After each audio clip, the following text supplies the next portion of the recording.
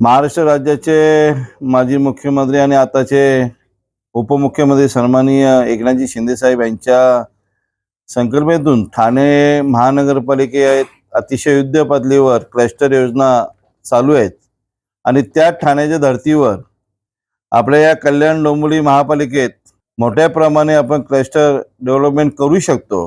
आणि मग त्या अनुषंगाने आम्ही सर्व कल्याण डोंबिवलीचे सर्व पदाधिकारी आयुक्तांच्या भेट घेतली असता त्यांच्याकडे एक मागणी केली की आपल्याकडे क्लस्टर योजना युद्ध पातळीवर राबवावी, जेणेकरून तिथल्या धोकादायक इमारती असतील, झोपडपट्टी भाग असेल, चालीचा भाग असेल, या भागातल्या लोकांना नागरिकांना दिलासा देण्याचं काम आपल्याला करता येईल। आणि त्या मोठ्या प्रमाणात आम्ही सर्व पदाधिकाऱ्यांनी आयुक्तांकडे मागणी केली आणि आयुक्तांनी सकारात्मक असं आम्हाला उत्तर देऊन समाधानकारक चर्चा करून आम्हाला की ताबडतोब क्लस्टर योजना अंमलात आणली जाईल असं आश्वासन देण्यात आलेलं आहे। अनेक कल्याण डोंबिवली महानगरपालिकेच्या 10 प्रभागात अनेक वेगवेगळ्या ठिकाणी या क्लस्टर योजना आपण राबवत आहोत। त्या ठिकाणी जिथे ताबडतोब जसं सोयीस्कर होईल तिथे ताबडतोब आयुक्तांनी आम्हाला आश्वासन दिलं की ताबडतोब क्लस्टर योजना राबवण्यात येईल।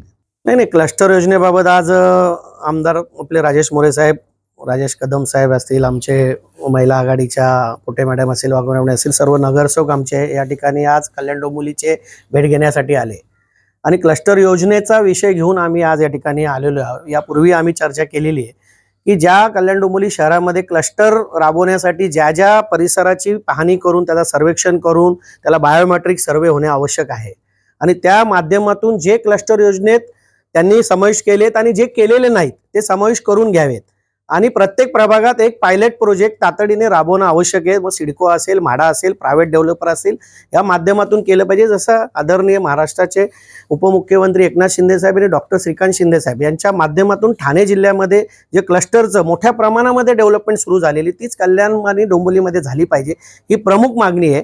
आणि आपण जो विचारलेला प्रश्न आयुक्तांना आहे की जे आता अतिरिक्त आयुक्त आहेत, उपायुक्त आहेत, इतर अधिकारी आहेत, त्या सगळ्यांनी रस्त्यावर उतरून या शहराचा कायापालट केला पाहिजे। यासाठी आपण सक्षम झाले पाहिजेत आणि लोकांना काम दिसलं पाहिजे, ही मागणी आम्ही प्रमुख केलेली आहे। सिडको आहे, म्हाडा आहे, प्रायव्हेट मोठे डेव्हलपर असतील, ज्यांना त्या भागाचं सगळ्या ठिकाणी चांगल्या पद्धतीने हे झालं पाहिजे। तसं यांनी सांगितलं पुनर्विकास काही ठिकाणी रखडला आहे, तो काही म्हाडाचे प्रोजेक्ट म्हाडा ताब्यात घेऊ शकते ना आणि म्हाडा त्याचं सर्वेक्षण करून तातडीने त्या ठिकाणी जर काही अडचणी असतील ते प्रोजेक्ट करणाऱ्या विकासकाला ते तातडीने त्या ठिकाणी म्हाडाने डेव्हलप करावी, ही पण मागणी आमची आहेच।